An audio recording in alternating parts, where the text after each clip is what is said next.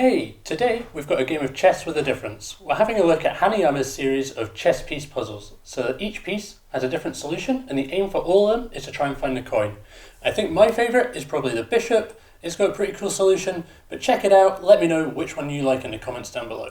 So the original design for these comes from Marcel Gillen of Luxembourg, which makes him a Luxemburger, or a Luxembourgie, or a Luxer. And from Luxembourg, and he made a more premium and limited edition range of them, and then licensed them to Hanayama, who have now made a much more affordable range. They come in silver and black. The solution for both of those is exactly the same, the difference is just the colour, and the difficulty does range a little bit from the pawn to the king, but mainly these are on the easier to mid-level of difficulty range. Pretty cool though, make a very nice display piece, ideal for any chess and puzzle lovers out there, but let's get started and have a look at the pawn piece solution.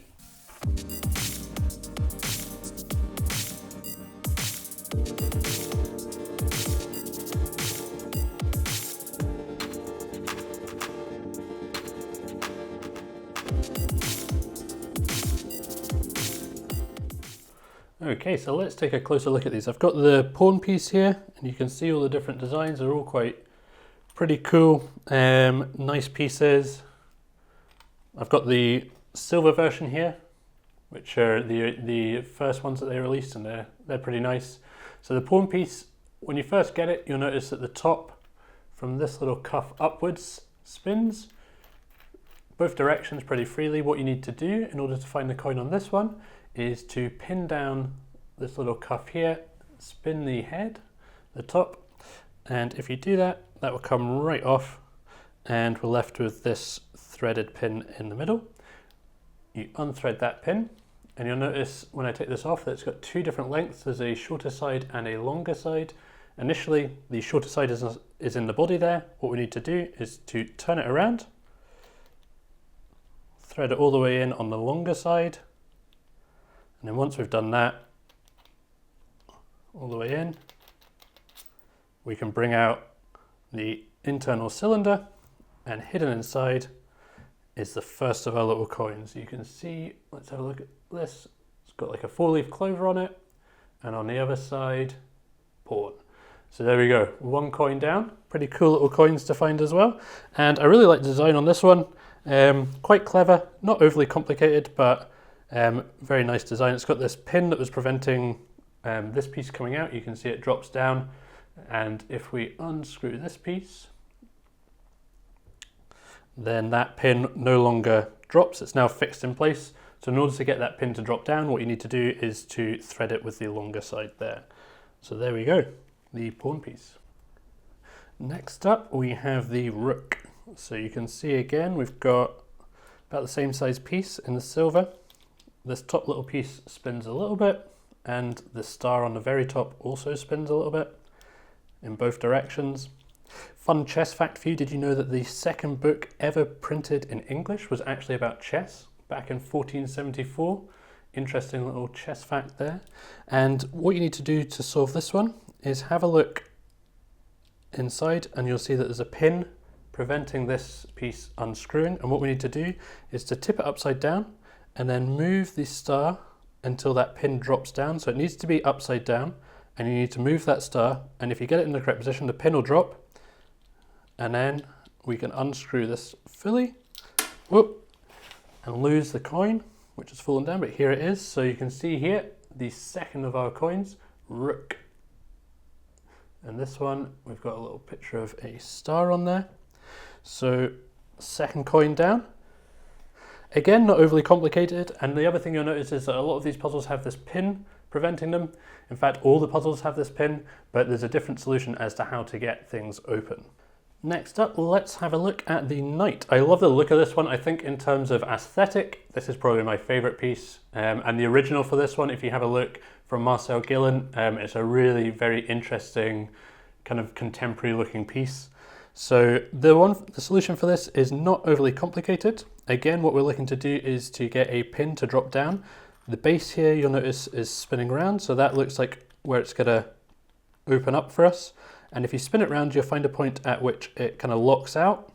And from here, what we're going to do is we're going to tip it forward. I don't know if this is going to pick up on the audio of this camera, but there's a little bit of a noise of something moving. We're going to tip it all the way around. So kind of a 270-degree motion. And from there, we can unspin it. And here we have our third coin. So very fitting, we have a horseshoe. And on the other side, knight. So third coin down. And again, let's have a look at what's happening here. So we've got a pin here. That's going to be meaning that you can only take it out at this position where the pin's lined up with that. And then again, we've got this, this kind of gravity pin here, which in most times won't move. You can't get that to push in, so that will just be locking it in place. So when we tip it forward, what we're doing is we're moving a piece inside here out of the way, I believe. And then as we move it around with that piece out of the way, gravity will do its thing, pull the pin down, and we can open it out. So the longest move apparently ever taken in chess, or one of the longest moves, was actually 2 hours and 20 minutes for a single chess move. I don't know how long the entire game took, but it was probably pretty long. So I think if you could solve this entire collection in under 2 hours and 20 minutes, you'll be doing pretty good. The fourth piece is the bishop. So I think this might be my favorite one. You'll notice when you get this piece that the top pulls off a little bit and the body spins. So again, this one seems like the base here is going to be where it opens up. So what you need to do in order to get this one to open is, first off, you need to have the orientation right, which is like this. Then we need to spin this round until we find the point where it locks out.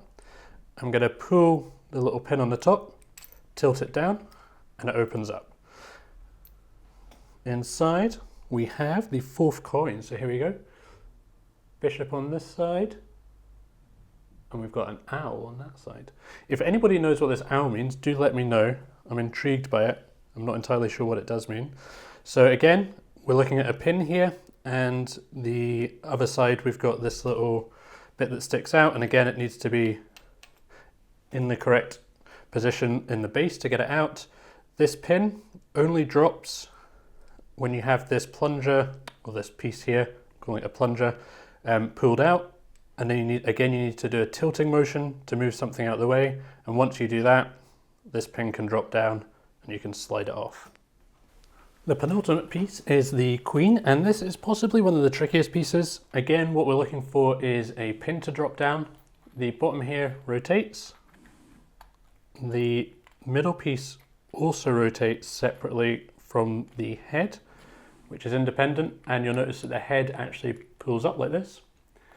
So this one, you need to get all the orientation right on this. So what we need to do is have a look at this middle piece, and you'll notice there's some lines here where the puzzle has been cast, where it's been made. What we're going to do is there's one on opposing sides. We're going to have those parallel to the ground, and you can pull out the head, and on the head, if we spin it around, it's quite difficult to pick up on the camera, but there's this little notch you'll notice just there. So we're going to keep that notch facing upwards. The other piece is parallel to the ground. And then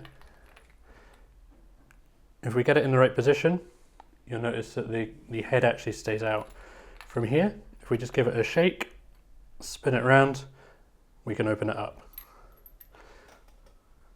Piece number 5, we have fittingly a heart for the queen, and on the other side, a crowned queen piece. Pretty cool. So this one, yeah, again, what we need to do is just, as long as the orientation's right, that's the hardest thing that's going to be stopping people from solving this one, to get that right. And then once we've got that right, we need to just get it up to the right point, give it a shake, the pin will drop down. Sometimes, obviously, working on this one from the outside when you can't see where the pin is, it does line up with these cast lines. That's quite helpful. But if you don't get it right the first time, what you might need to do is spin it over 180 degrees, because you might be doing it in this position, and then turn it over, and then gravity will do its thing. Drop that pin down. The 6th and final piece is, of course, the king. A very cool looking piece here. The top pushes in, so we've got a bit of a button this time, retracts back out again. The base spins around as with the other puzzles, and we can see, looks like this is where it's going to separate and the coin is going to be hidden. At this point, you've probably guessed that we're going to need to get a pin out of the way in order to open this up. And with this one, as with some of the others, the orientation is very important with this. So the cast lines here on the ridges. Same on the other side, 180 degrees on the other side. We're going to line those up parallel with the ground, flat like this. And this piece as well spins around, and what we're going to do is we're going to have that in a position where it is also parallel to the ground. Then I'm going to push it in, give the whole thing a bit of a shake. Nothing seems to be happening there, so what I'm going to do is I'm going to turn this piece 180 degrees over like so. Try the same thing again. And if you get it into the right position, what actually happens is this gets stuck halfway down, like it has done, and then it's just a case of getting this into the right position and sliding off. I got quite lucky there. Sometimes you might actually have this whole thing the wrong way around, and you might need to spin it 180 degrees, because if you've got it upside down like so, then gravity is not going to help that pin to retract. So let's take a look at the sixth and final coin. We have a crown for a king, and on the other side, a little star. So there we go, 6 chess pieces, all solved, and that is checkmate. The origination of which, apparently, comes from Persia and was Shah Mat, which means the king is dead, or the king is helpless. So a fun little chess fact number 3 there on the origination of that phrase. So all in all, not the most complex puzzles, and quite a bit of a similar theme to them with the pin dropping down there, but very fun, cool to solve. I've managed to get all 6 coins here. If you want to check these out, I'll leave a link in the description down below. So there we go, 6 chess pieces, 6 coins found. Let me know, what was your favourite one? Drop a comment down below. I'm interested to find out which one people like the most. I like the progression on these. You can work from the pawn through to the king. Slight difference in variation, but that theme that ties them all together. If you've been enjoying the videos, please subscribe. It really helps us out, and we're growing this channel and trying to improve all the time. That's it for today's video though. See you in the next one.